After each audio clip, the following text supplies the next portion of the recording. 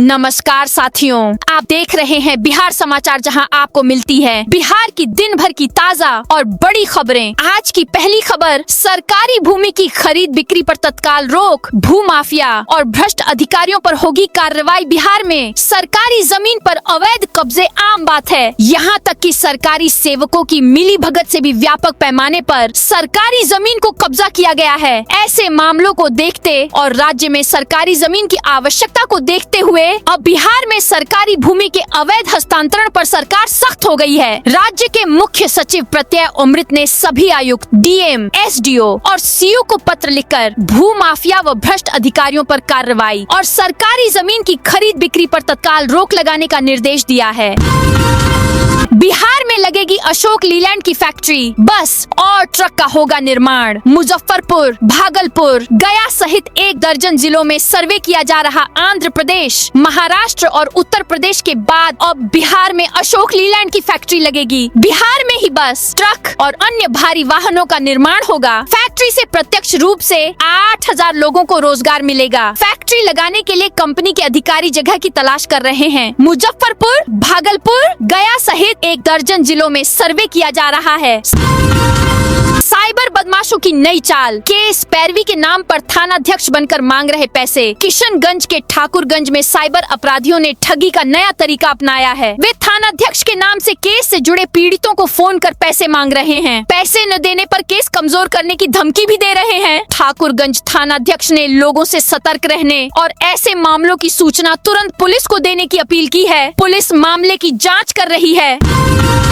जमीन विवाद बढ़ाने वालों पर एफआईआर होगी। जेल जाएंगे सीओ को फर्जी कागजात देकर म्यूटेशन कराने, या भूमि विवाद बढ़ाने वालों पर एफआईआर होगी, जेल जाएंगे, जुर्माना भी देंगे। उप मुख्यमंत्री विजय कुमार सिन्हा ने कहा कि फर्जी कागजात के आधार पर आवेदन करने वालों की पहचान कर सीओ आपराधिक मुकदमा दर्ज कराएं। इसमें डीसीएलआर एवं अपर समाहर्ता का सहयोग लें। टूटी पटरी पर दौड़ी जनशताब्दी, बाल बाल बची मोकामा स्टेशन के प्लेटफॉर्म संख्या 1 पर गुरुवार की सुबह बड़ा हादसा होते होते बच गया। पटना हावड़ा जनशताब्दी एक्सप्रेस एक टूटी हुई पटरी, रेल फ्रैक्चर के ऊपर से गुजर गई। गनीमत थी कि स्टॉपेज होने के कारण ट्रेन की रफ्तार काफी कम थी। रेल सूत्रों के अनुसार जनशताब्दी के आने से पहले वहां से एक मालगाड़ी गुजरी थी। खेल के विकास में बिहार एमपी की नई साझेदारी। खेल के क्षेत्र में बिहार और मध्य प्रदेश के बीच सहयोग की नई पहल शुरू हुई है। बिहार का मशाल मॉडल एमपी सरकार भी अपनाएगी। इसका अध्ययन करने मध्य प्रदेश के अधिकारियों की टीम जल्द बिहार का दौरा करेगी। इसके अलावा बिहार 2023 के खिलाड़ियों को एमपी की अकादमियों में 20% आरक्षण भी मिलेगा। वाटर स्पोर्ट्स में भी बिहार को विशेष सहयोग मिलेगा। पटना में किराए पर घर दुकान लेना होगा ज्यादा महंगा। पटना में किराए पर घर और दुकान लेना अब ज्यादा महंगा होगा। पटना नगर निगम ने शहर की सड़कों का नया वर्गीकरण किया है। इसके तहत 19 मुख्य सड़कों प्रधान मुख्य सड़क में अपग्रेड कर दिया गया है। इसका असर अब ये होगा कि जमीन का मार्केट रेट बढ़ेगा और जमीन की खरीद बिक्री महंगी होगी। वहीं आवासीय और व्यावसायिक प्रतिष्ठानों के होल्डिंग टैक्स बढ़ जाएंगे। दोपहर 12 बजे तक पूरे बिहार में नहीं निकला सूरज। बिहार में ठंड की वजह से दोपहर 12 बजे तक किसी जिले में सूरज नहीं निकला। पटना, नालंदा, गोपालगंज, छपरा समेत 20 जिलों में दिन में घना कोहरा छाया हुआ है। ठंड की वजह पटना डीएम ने स्कूलों की टाइमिंग बदल दी है। अब स्कूलों में पढ़ाई सुबह 9 बजे से शाम 4:30 तक होगी। जिन कक्षाओं में प्री बोर्ड परीक्षाएं होंगी वे सामान्य समय पर ही चलेंगी। यह आदेश 19 से 25 दिसंबर तक प्रभावी रहेगा। डॉक्टर्स की मनमानी पर रोक लगाने के लिए सांसद ने अकाउंटेबिलिटी तय करने की लोकसभा में उठाई मांग। लोकसभा में सांसद राजेश रंजन उर्फ पप्पू यादव ने निजी स्वास्थ्य व्यवस्था में डॉक्टरों और निजी अस्पतालों की मनमानी पर सवाल खड़े करते हुए उनकी अकाउंटेबिलिटी तय करने की मांग की। वहीं मनरेगा के खिलाफ लाए जा रहे बिल को गरीबों और पंचायती राज व्यवस्था पर सीधा हमला बताया। सांसद ने कहा, अगर समय रहते इन मुद्दों पर ठोस कानून और जवाबदेही तय नहीं की गई तो इसका सबसे सबसे बड़ा नुकसान गरीब, मजदूर और ग्रामीण समाज को होगा। पश्चिमी चंपारण में 41 करोड़ से अधिक लागत से होंगे कटाव निरोधक कार्य। जल संसाधन विभाग द्वारा आगामी बाढ़ को देखते हुए पीपी तटबंध पर बड़े पैमाने पर कटाव निरोधक कार्य कराने की तैयारी पूरी कर ली गई है। बाढ़ नियंत्रण प्रमंडल संख्या 1 एवं 2 के अंतर्गत कुल 41 करोड़ 38 लाख रुपए की लागत से बाढ़ पूर्व सुरक्षा कार्य कराए जाएंगे। कार्यपालक अभियंता राजेश कुमार एवं विजय कुमार पाल द्वारा निविदा जारी करने की अनुशंसा की गई है। दोनों प्रमंडलों में 13 दिसंबर से निविदा प्रक्रिया शुरू हो चुकी है। मुंगेर में रोजगार का सुनहरा अवसर, 1150 पदों पर होगी भर्ती। मुंगेर जिला संसाधन विभाग के अंतर्गत जिला नियोजन कार्यालय की ओर से बेरोजगार युवाओं को रोजगार से जोड़ने के लिए बड़ी पहल की गई है। इसके तहत विभिन्न निजी कंपनियों में कुल 1150 पदों पर बहाली के लिए जॉब कैंप का आयोजन किया जाएगा। जिला नियोजन कार्यालय द्वारा 4 प्रखंडों का चयन किया गया है, जहां अलग अलग तिथियों में रोजगार मेला लगाया जाएगा। दरभंगा में 23 और 30 दिसंबर को जॉब कैंप महिला अभ्यर्थियों के लिए मौका। दरभंगा में श्रम संसाधन विभाग की ओर से जॉब कैंप का आयोजन किया जा रहा है। पहला कैंप 23 दिसंबर को संयुक्त श्रम भवन लहेरियासराय में आयोजित होगा। दूसरा कैंप 30 दिसंबर को बहादुरपुर ब्लॉक कार्यालय परिसर में सुबह 11 बजे से दोपहर 3 बजे तक 11 बजे से दोपहर 3 बजे तक लगेगा। IRCTC टेंडर और लैंड फॉर जॉब मामले में आज सुनवाई। IRCTC टेंडर और लैंड फॉर जॉब जमीन के बदले नौकरी मामलों में आज सुनवाई होनी है। पूर्व मुख्यमंत्री राबड़ी देवी ने अपने और परिवार के सदस्यों के खिलाफ चल रहे CBI और ED के मुकदमों को दूसरी अदालत में ट्रांसफर करने की मांग की है। इस संबंध में दायर याचिका पर अदालत आज शुक्रवार दोपहर अपना आदेश सुनाएगा। पटना में सभी स्कूलों का समय बदला। पटना में लगातार बढ़ती ठंड और ठंडी हवाओं को देखते हुए जिला प्रशासन ने बड़ा फैसला लिया है। बच्चों के स्वास्थ्य और जीवन पर पड़ने वाले प्रभाव को ध्यान में रखते हुए जिला दंडाधिकारी DM पटना ने सभी सरकारी और निजी स्कूलों के समय में बदलाव का आदेश जारी किया है। खगड़िया से पूर्णिया तक 143 किलोमीटर 4 लेन का होगा निर्माण। खगड़िया जिले वासियों के लिए बड़ी खुशखबरी है। खगड़िया से पूर्णिया तक राष्ट्रीय राजमार्ग संख्या 31 को 4 लेन बनाने की दिशा में केंद्र सरकार ने प्रक्रिया तेज कर दी है। गुरुवार को लोकसभा में खगड़िया सांसद राजेश वर्मा के सवाल के जवाब में केंद्रीय सड़क परिवहन एवं राजमार्ग मंत्री नितिन गडकरी ने बताया कि इस परियोजना पर लगभग 4000 करोड़ रुपए की लागत आएगी। गया जी में स्कूलों की टाइमिंग बदली, 8वीं तक की क्लासेस 9 बजे से शुरू होगी। गया जिले में बढ़ती ठंड और शीतलहर के प्रकोप को देखते हुए स्कूलों के समय में बदलाव किया है। जिला प्रशासन की ओर से जारी आदेश के मुताबिक आज से 19 दिसंबर तक सभी स्कूलों, प्री स्कूल और आंगनबाड़ी केंद्रों में क्लास 8 तक पढ़ने वाले बच्चों की क्लासेस सुबह 9 बजे के पहले और शाम 4 बजे के बाद नहीं चलेंगी। इस दौरान विशेष सावधानी बरतने के निर्देश दिए गए हैं।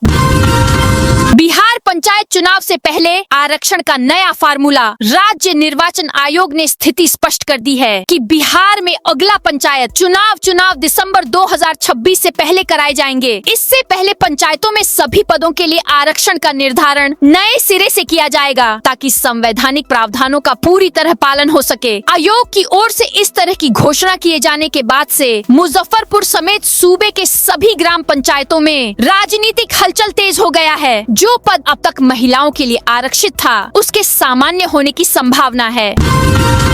गैस कटर से 2 ATM काटकर 23,52,000 की चोरी बेतिया में। 2 घंटे के अंदर में दोनों वारदात। बेतिया में गुरुवार रात चोरों ने एक साथ 2 जगहों पर SBI ATM को निशाना बनाया है। नगर थाना क्षेत्र के आलोक भारती स्कूल के पास और नौतन थाना क्षेत्र के गहिरी चौक पर ATM से 23,52,000 रुपए की चोरी हुई है। चोरों ने दोनों जगह गैस कटर की मदद से मशीन को काटा है। नौतन थाना क्षेत्र के गहिरी चौक के ATM में चोरों ने रात करीब 11 बजे घटना को अंजाम दिया। यहाँ से लगभग 11 लाख रुपए की चोरी होने की बात सामने आई है।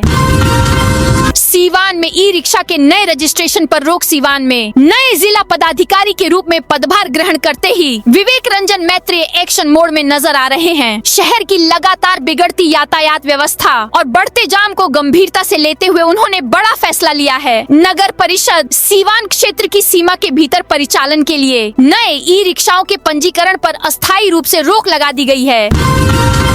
मांझी बोले कैंडिडेट हार रहा था, DM को फोन कर जितवाया बिहार विधानसभा विधानसभा चुनाव में एनडीए ने प्रचंड जीत दर्ज करते हुए 220 सीटें अपने खाते में लाई, जिसके बाद से विरोधी दल चुनाव में धांधली, वोट चोरी, निर्वाचन आयोग की मिली भगत जैसे आरोप लगा रहे हैं। इन आरोपों के बीच गयाजी से केंद्रीय मंत्री और हिंदुस्तानी आवाम मोर्चा के संरक्षक जीतन राम मांझी का एक वीडियो सामने आया है, जिसमें वो खुले मन से कह रहे हैं कि साल 2020 के विधानसभा चुनाव में एक सीट पर 2700 वोट से हार रहे थे, लेकिन डीएम से बात करके जीत दिला दिए थे। पटना, पूर्णिया और हल्दिया रक्सौल एक्सप्रेसवे के लिए सर्वे का काम पूरा समस्तीपुर जिला में 2 और नया एक्सप्रेसवे बनेगा। हल्दिया रक्सौल 57.7 किलोमीटर के अलावा पटना पूर्णिया 62 किलोमीटर एक्सप्रेसवे बनेगा। दोनों एक्सप्रेसवे समस्तीपुर जिले की 117 गांव से गुजरेगी, जिससे इन गांव की दशा और दिशा दोनों बदल जाएगी। आवागमन की सुविधा सुलभ होने से इन इलाकों में विकास की नई बयार बहेगी। जिला भू अर्जन विभाग की ओर से सर्वे का कार्य पूरा कर लिया है। बहुत जल्द ही गजट जारी किया जाएगा। बिहार के शहरगांव में तेजी से फैल रहा गोरखधंधा नकली उत्पादों का कारोबार तेजी से पैर पसारता जा रहा है। शहर के मुख्य बाजारों से लेकर ग्रामीण इलाकों की छोटी दुकानों तक रोजमर्रा के इस्तेमाल की नकली वस्तुएं खुलेआम बेची जा रही हैं। Cosmetic, hair oil, face cream, Fevikwik और पानी की पाइप जैसे उत्पादों की नकल कर उपभोक्ताओं को ठगा जा रहा है। पुलिस और संबंधित कंपनियों की ओर से लगातार कार्रवाई किए जाने के बावजूद यह गोरखधंधा थमने का नाम नहीं ले रहा है। हिजाब विवाद पर बोले जम्मू कश्मीर सीएम मुख्यमंत्री नीतीश कुमार द्वारा महिला डॉक्टर के हिजाब हटाने पर जम्मू कश्मीर के सीएम उमर अब्दुल्ला ने नाराजगी जताई है। उन्होंने नीतीश कुमार के बचाव पर बीजेपी पर भी भड़ास निकाली। उमर अब्दुल्ला ने कहा, सोचिए अगर किसी हरियाणा राजस्थान की हिंदू महिला का मैंने घूंघट हटा दिया होता तो क्या होता, कितना हंगामा करती बीजेपी। लेकिन अभी बात मुस्लिम महिला डॉक्टर की है तो उनका स्टैंड कुछ और है। 6 करोड़ से अधिक की धोखाधड़ी में 3 आरोपी गिरफ्तार। मोतिहारी साइबर थाना पुलिस ने एक बड़ी कार्रवाई करते हुए अंतर्राज्यीय साइबर ठगी गिरोह का भंडाफोड़ किया है। पुलिस ने 6 करोड़ रुपए से अधिक की धोखाधड़ी से जुड़े मामलों में गुरुवार रात 3 साइबर अपराधियों को गिरफ्तार किया है। इन गिरफ्तारियों से देश के कई राज्यों में दर्ज साइबर ठगी के मामलों का खुलासा हुआ है। जीविका ने टेकारी में रोजगार सह मार्गदर्शन मेले का आयोजन गया। के टेकारी में बिहार ग्रामीण जीविकोपार्जन प्रोत्साहन समिति जीविका द्वारा दीनदयाल उपाध्याय ग्रामीण कौशल्य योजना के तहत रोजगार सह मार्गदर्शन मेले का आयोजन किया गया। इस मेले का उद्देश्य ग्रामीण बेरोजगार युवाओं को रोजगार, कौशल प्रशिक्षण और स्वरोजगार के अवसर उपलब्ध कराना था। शैक्षणिक संस्थानों की गाड़ियों को मिलेगी छूट। सड़क निर्माण कार्य का लेकर शिवाला चौक से कन्हौली तक अगले साल 15 जुलाई तक वाहनाएं के परिचालन पर राइक लगा दी गई है। हालांकि शैक्षणिक संस्थानों की गाड़ियां सुबह 7:30 से 8:30 तक और दाएं पहर 2 बजे से 3 बजे तक चल सकेंगी। शैक्षणिक संस्थानों के समय में बदलाव आने पर उनके वाहनाएं के लिए समय में बदलाव आ सकता है। दरअसल वाहनाएं के चलने से सड़क निर्माण कार्य में बाधा आ रही थी। इस सड़क का NHAI बना रही है। अगले साल का कैलेंडर देख अब भी से प्लान बनाने लगे। सचिवालय के कर्मचारी से अधिकारी तक 2026 में अधिक छुट्टी के लिए कैलेंडर पर कोना तलाशने में लगे हैं। 21 से 23 अक्टूबर तक 3 दिनों की छुट्टी लेकर कर्मचारी 17 अक्टूबर से 25 अक्टूबर तक 9 दिनों के अवकाश का लुत्फ उठा सकते हैं। 17 से 18 अक्टूबर और 24 से 25 अक्टूबर को शनिवार रविवार की सप्ताहांत छुट्टी और 19 से 20 अक्टूबर को दुर्गा पूजा की छुट्टी होने के कारण यह अवसर प्राप्त हो रहा है। ट्रेनिंग सेंटर पर खर्च होंगे 40 करोड़ 54 लाख रुपए। बिहार विशेष सशस्त्र पुलिस 1 BMP-1 गोरखा बटालियन का कैंपस नायबतपुर जाएगा। नायबतपुर के छर्रा गांव में 30 एकड़ में कैंपस बनेगा। निर्माण पर 40 करोड़ 54 लाख खर्च आएंगे। इसी कैंपस में ट्रेनिंग सेंटर भी बनेगा। अभी इसका कैंपस भारतीय कृषि अनुसंधान परिषद पूर्वी क्षेत्र के पास एयरपाइट के कारगाई से कुछ दूरी पर है। यह जमीन वेटनरी की है। पहले यह बटालियन रांची के धुरवा में थी। मेहमान पक्षियों पर बहेलियों की काली नजर। चंवरों में कम होने लगी चहचहाहट। भाग दौड़ भरी जिंदगी में सुबह की बेला में पक्षियों की चहचहाहट अब धीरे धीरे कम होती जा रही है। ग्रामीण इलाकों में खासकर चंवर क्षेत्रों में सर्दी के मौसम में देश देश विदेश से आने वाले मेहमान पक्षियों की कलरव से माहौल जीवंत हो जाया करता था, लेकिन अब इन पर बहेलियों की काली नजर पड़ गई है। यही कारण है कि प्रखंड क्षेत्र के चंवरों में मेहमान पक्षियों की आवाज पहले की तुलना में काफी कम सुनाई देने लगी है।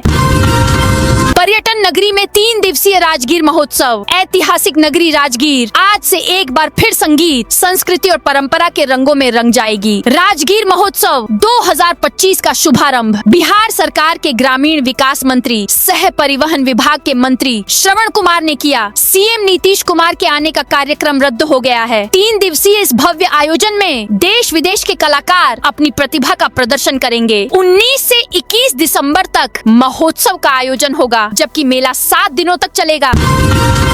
बांका सांसद ने अतिक्रमण हटाने की नीति पर उठाए सवाल। बांका सांसद और जदयू के पूर्व राष्ट्रीय महासचिव गिरधारी यादव ने एक बार फिर अपनी ही सरकार की नीतियों पर सवाल उठाए हैं। उन्होंने जमुई के चकाई में एक कार्यक्रम के दौरान अतिक्रमण हटाने की कार्रवाई 10 दिसंबर को सुबह 10 बजे से शुरू होगी को लेकर सरकार की मंशा पर निशाना साधा। सर्किट हाउस में मीडिया से बातचीत करते हुए सांसद यादव ने कहा कि अतिक्रमण हटाने की कार्रवाई की शुरुआत बड़े और प्रभावशाली लोगों से होनी चाहिए। उन्होंने सवाल उठाया कि हमेशा गरीब और कमजोर वर्ग के लोगों को ही क्यों निशाना बनाया जाता है। रजौन में शिक्षकों को समावेशी शिक्षा का ट्रेनिंग। बांका जिले के रजौन बीआरसी परिसर में प्रारंभिक और मध्य विद्यालयों के शिक्षकों के लिए 3 दिवसीय गैर आवासीय समावेशी शिक्षा प्रशिक्षण का दूसरा बैच गुरुवार को शुरू हुआ। इसका मुख्य उद्देश्य दिव्यांग बच्चों को गुणवत्तापूर्ण शिक्षा प्रदान करते हुए उन्हें समाज की मुख्य धारा से जोड़ना है। भगवानपुर और चैनपुर में पैक्स गोदामों की सघन जांच। भभुआ अनुमंडल के भगवानपुर और चैनपुर अंचलों में पैक्स गोदामों का औचक निरीक्षण किया गया। जिला पदाधिकारी के निर्देश पर अनुमंडल पदाधिकारी अमित कुमार के नेतृत्व में यह जांच धान खरीदी प्रक्रिया में पारदर्शिता सुनिश्चित करने के उद्देश्य से की गई। छपरा में 21 दिसंबर तक स्कूलों की छुट्टी। बिहार में ठंड और घने कोहरे की प्रकोप का असर बच्चों की पढ़ाई पर होने लगा है। छपरा सारण में 21 दिसंबर तक स्कूलों में छुट्टी कर दी गई है। वहीं पटना में भी स्कूलों की टाइमिंग बदल दी गई है। अगले 2-3 दिनों तक राज्य भर में ठंड बढ़ने का अनुमान है। मौसम विभाग ने पटना, सारण समेत कई जिलों में शुक्रवार को घने कोहरे का ऑरेंज अलर्ट भी जारी किया है। बिहार में फाइनेंस कंपनियों पर ईओयू कसेगा नकेल। मुजफ्फरपुर में कर्ज और आर्थिक तंगी से परेशान परिवार के सामूहिक आत्महत्या का मामला सामने आने के बाद बिहार सरकार हरकत में आ गई है। राज्य की आर्थिक अपराध इकाई बिहार में संचालित नॉन बैंकिंग फाइनेंस कंपनियों एनबीएफसी की वित्तीय अनियमितताओं के खिलाफ दर्ज मामले में कार्रवाई तेज करेगी। ईओयू जल्द आरोप पत्र दाखिल करेगी। तेज प्रताप यादव ने भेजा लीगल नोटिस तो फायर हुए संतोष रेणु। बिहार के पूर्व मंत्री एवं आरजेडी सुप्रीमो लालू प्रसाद यादव के बड़े बेटे तेज प्रताप यादव ने अपनी पार्टी जनशक्ति जनता दल के प्रवक्ता रहे संतोष रेणु यादव को लीगल नोटिस भेजा है। तेज प्रताप ने संतोष पर बिहार पुलिस बहाली में दलाली खाने का आरोप लगाते हुए पद से बर्खास्त कर दिया था। वहीं लीगल नोटिस मिलने के बाद संतोष ने पार्टी छोड़ दी है। उन्होंने कहा कि वह तेज प्रताप यादव का सम्मान करते हैं, लेकिन वह पावर और पैसे के अहंकार में आ गए हैं।